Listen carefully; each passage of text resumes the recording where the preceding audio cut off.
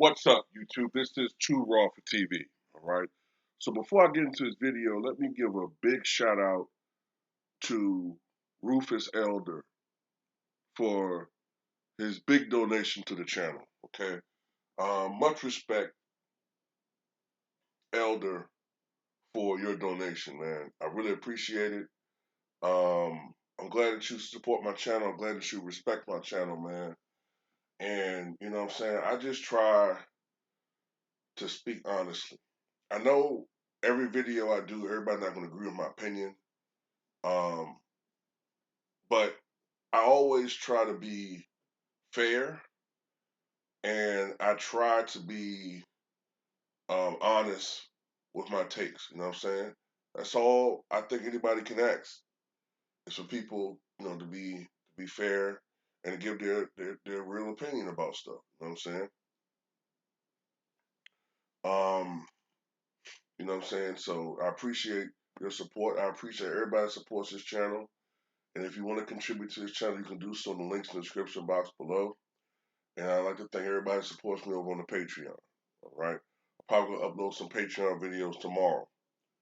All right. So in this video, I want to address something that I probably have touched on in the past, but I want to focus on it again.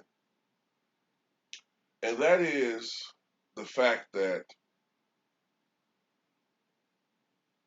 the mainstream media, the sports media in this situation, right? They have had a very negative effect on the state of sports. Now, in this situation, I'm going to stick to just basketball, but it's beyond even that. Okay, I don't really follow football that much anymore, but what triggered this is the fact that we all know that the Packers organization and Aaron Rodgers are at a precipice right now.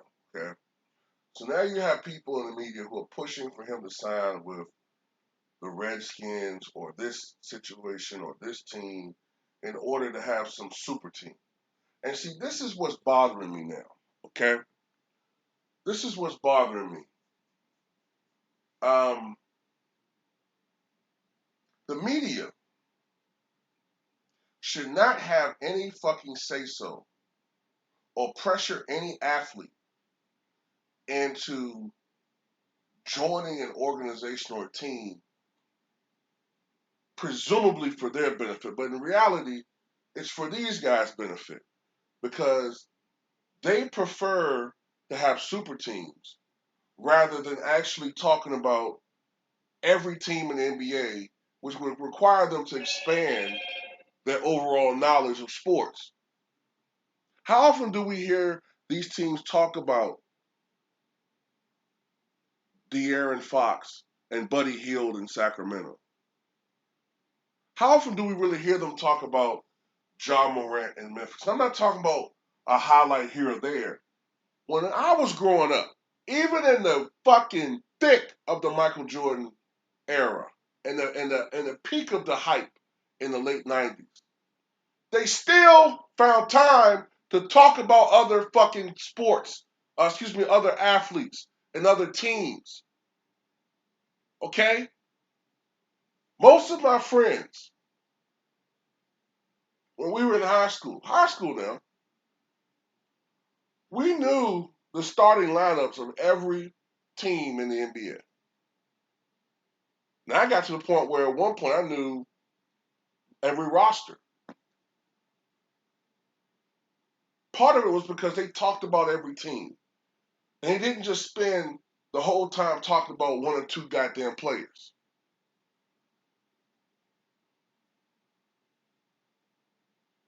Now, a couple of years ago, when it was just Cleveland and Golden State vying for a title, we all complained about the fact that there was no parity in the NBA. Now, we did see for a little while a little bit more parity. But what did the media do? They always pressure these guys to join up. They pressure guys to win a ring. If you don't win a ring, then you're not a top 10 this, or you're not that, or you're not this, and you're not that. You know, And these guys today, they don't know what the fuck they're talking about. Okay? A lot of these guys do not know what they're talking about. I can listen to them, and they don't really have that deep of sports knowledge.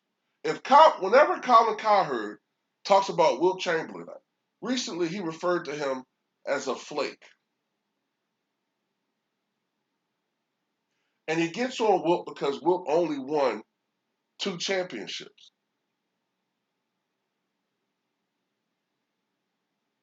I challenge Colin Cowherd to answer this question.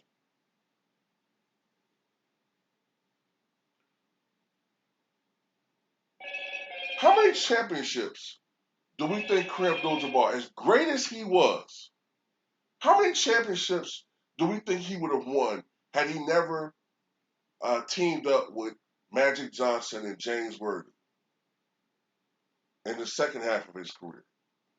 He probably would have stayed with 1 title.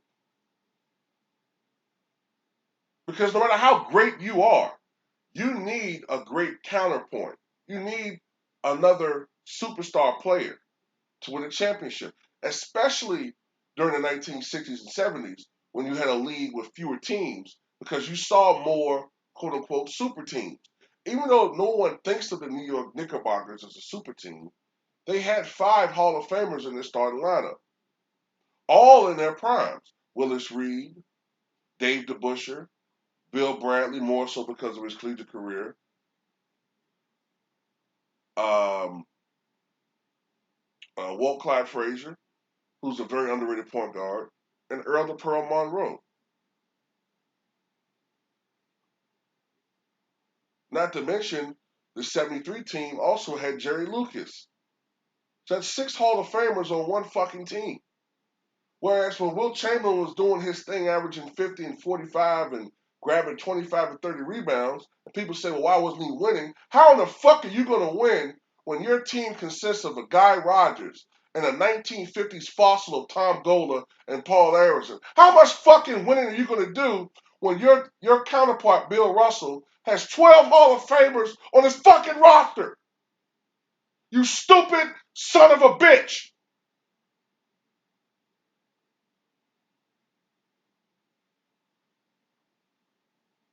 You keep pushing lies. Like Wilt Chamberlain played against 6'4" white midgets. He didn't play in 1946. He didn't play in 1949 NBA. By the time Wilt Chamberlain stepped his 7-foot ass in the NBA in 1959, that was already a a modernized game. Okay? Wilt Chamberlain in his career played against the likes of Bill Russell and Walt Bellamy, okay, and Zell Mobidi and Dave Cowens and Wes Unseld, Willis Reed, Bob Lanier, Kareem Abdul-Jabbar.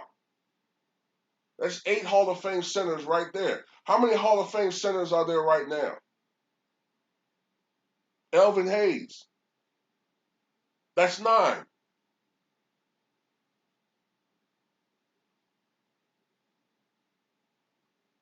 In a league with 14 and 17 teams,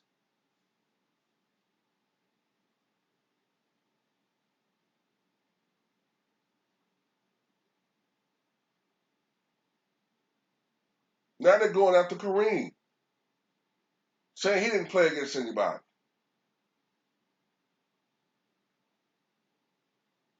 They don't care a goddamn thing about NBA history. These bastards had the fucking nerve, the gall, to attack Julius Erving's opinion about his top 5. His. Julius Erving, the greatest ABA player of all time, a top 20 all-time NBA player. The man who single-handedly saved the NBA from bankruptcy before Bird and Magic stepped their ass in the NBA. And you got the fucking nerve, Stephen A. Smith, you fucking reject. You got the nerve to say his opinion is lame, you balding, dark side helmet, fucking hairline having ass.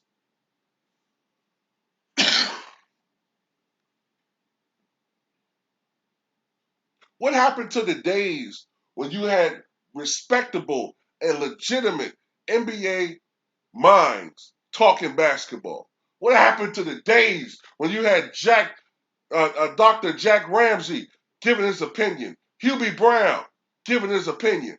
What happened to the goddamn days when you had the doctor himself, Julius Erving, or Wilt Chamberlain, or Bob Lanier actually giving their opinion? People who you respect because they knew the game of basketball, and more importantly, they knew what it took to be a leader on a team and be a champion. I'm fucking heated. All you got today are a bunch of flunkies. Who the fuck is Skip Bayless? Who is Max Kellerman? Seriously? I give him boxing a little bit, but basketball?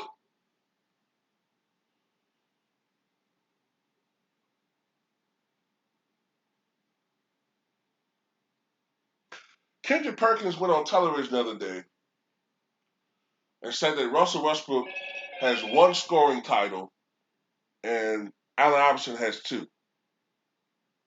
If you don't even know basic factoids, such as the fact that Russ has two scoring titles and and Iverson has four, you shouldn't be on television talking sports. And yes, he's a former NBA player, but Kendrick Perkins is more knowledgeable of the grain of wood best used to be on benches, which lessens the hemorrhoidal effect on ass cheeks from being a fucking bench warmer. You know, he knows more about what grain of wood should be used on the bench more so than what it takes to lead an NBA team. Okay,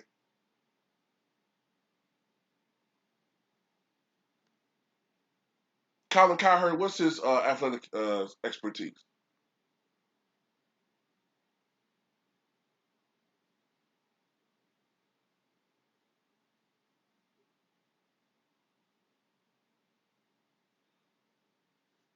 All these guys, all they basically are shock jocks. If you're actually looking to gain knowledge listening to these people, I pity you because I listen to some of these people and talk basketball and I read some of these comments and it really scares me. It really does.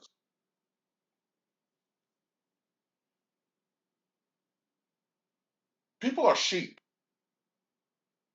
They're sheep. I was telling a friend of mine this the other day. They're sheep. Just 2 weeks ago, most people had a negative opinion of Russell Westbrook, mostly because of what the media has been putting out there. Now all of a sudden, you got a couple of these idiots for their own personal reasons. They've been giving him praise. Now all of a sudden, you got people calling him the greatest point guard of all time. And I'm a Russell Westbrook fan, but you'll have someone call me a hater, a Westbrook hater, because I'm saying, no. He's not a top 10 all time point guard. Okay, he's great. I love him. Top 10, he's not. He's not that. I know he's putting up these gaudy numbers, but there's no way in hell you can convince me that he's a better point guard than Chris Paul, that he's a better point guard than Jason Kidd or John Stockton or excuse me or Magic Johnson or Oscar Robertson or Isaiah Thomas. And for that matter, I don't think he's a better overall point guard than Walt Clyde Frazier. Okay, nor Nate Archibald. If you're talking about a point guard, people really got to understand what they're saying. Stop living in the moment and start being a student of the fucking game. And stop being a goddamn fanboy of one or two goddamn players. You know what I'm saying? I've had to get rid of some people on my channel because they're fans of one particular player. And that's not what I'm about on my channel. Okay? I don't mind you being a fan of one player, but I know these guys who all they care about is one guy. I keep having to block this one idiot because I really believe that he sucked Michael Jordan's dick if Michael told him to. Hey, yo, dog, you understand you're a fan of me. Yes, yes. I keep battling this dude too, Rob. He don't like you. You for real? You sure about that? You a Chicago Bulls fan? I remember him. Hey, yo, dog. You know, look, man, you got a nice mouth. Hey, you want to suck my dick, man? Huh? What? Hey, man, you go suck my dick. Come on, man. You know, shit.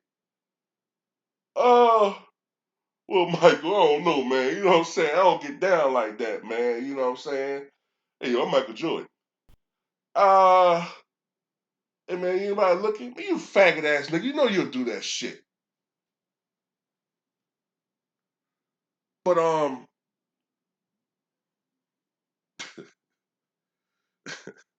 I shouldn't even said that in this video. But, look, man. At the end of the day, these guys and other people too that's not pictured, they're causing the problems in sports. Okay, according to them, if you haven't won a championship, then you're not impressing them. It's just numbers. Okay, imagine Alex English today, or Bernard King, or George Gervin. According to Stephen A. Smith, they're just putting up numbers. They don't impress me. Well, how about this? How about this? Fucking peanut head bitch. You gonzo shaped head motherfucker. How about the fact that the reason why George Gervin and Alex English didn't win a championship is because they couldn't get past the Showtime Lakers. And most people would understand that. Okay? Uh, that was a special, formidable team. Okay? Um, that's why people hold Moses Malone in such high esteem, because him, Akeem Olajuwon, they were able to actually get past that team. You know, they carried a franchise, a poor team on their back and into the finals. Bernard King is a great, great player. Does anybody professing to be the greatest small forward ever? No. Injuries took a toll on his career, but nobody expected him to win a title with the Knicks because he didn't have much help around him. But he was a hell of a fucking player. But now all of a sudden it's been twisted so that the one hallmark of a great player is, well, did he win a ring or not? What difference does that make? I mean, look, don't get me wrong. Their goal is to win a championship, but it's not always going to be in the cards for everybody. And most players lose more than they win. Isaiah Thomas played, I believe, 13 seasons. He lost 11 of those years. Jordan, he played about 15, 14, 15 seasons. 9 of those years, he didn't win a championship. Now everybody's Bill Russell. If you want a stat that shows how much of an impact Wilt Chamberlain had over Bill Russell, Bill Russell won 11 championships, right? To Wilt's 2. But why does Wilt lead Bill Russell in win shares? That doesn't sound right, does it? Right? And it's not even particularly close. It's not even particularly close between the two. And it's not like Wilt played a whole lot longer. He played 82 games more. But the difference in win shares is staggering. You know why? Because Wilt had to do more for his team than Bill Russell did.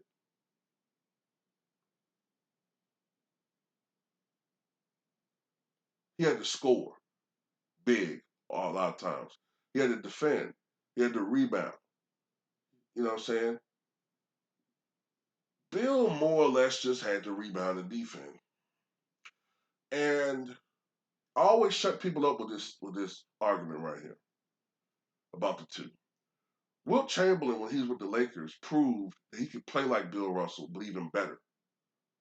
Okay. Now he wasn't as versatile defensively by that time because Wilt's age and the injuries uh, uh, limited him as far as his uh, versatility. you know what I'm saying, as far as movement. But he was a great shot blocker. He was a great rebounder. And he was an efficient scorer, something that Bill Russell never was. But Bill Russell in his life could never, ever duplicate what Wilt Chamberlain did.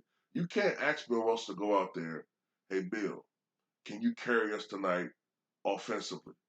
Can you carry us for a couple of weeks while Heisen is out and while Havlicek, like, they could put up 40 a game? Bill, look at you and go, what do you think, I Wilt Chamberlain? And he would tell you that.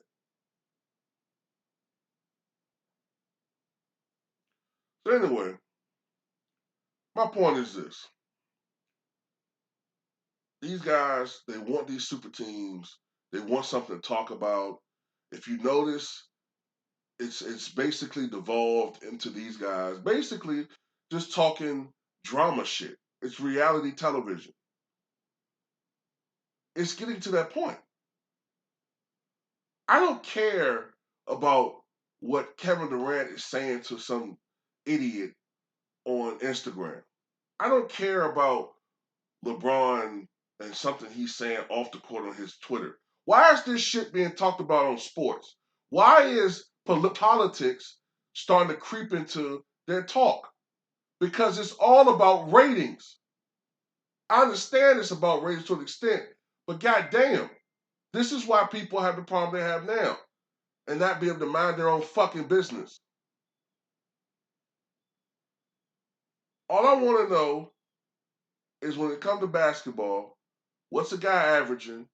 What this guy's doing? How many rebounds he's averaging, what the team is doing. Talk about these teams. Whenever you're doing these videos talking about, not videos, excuse me, doing these segments talking about, whether Kyrie Irving and why he's taking games off. How about you talk about, you know, how about you talk about the Kings? Talk about what's going on with that franchise. Put Luke Walton on the hot seat.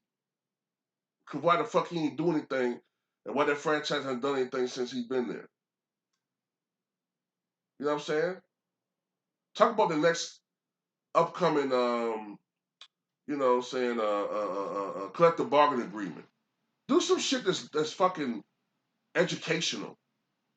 Talk about, explain some things. Explain the different offenses. And you know what I'm saying? Explain the rules to people. Talk about something that will educate the viewer for once. But no, that's asking for too much. You know what I'm saying? That's asking for too much. But that's all I gotta say, man. So what you guys think?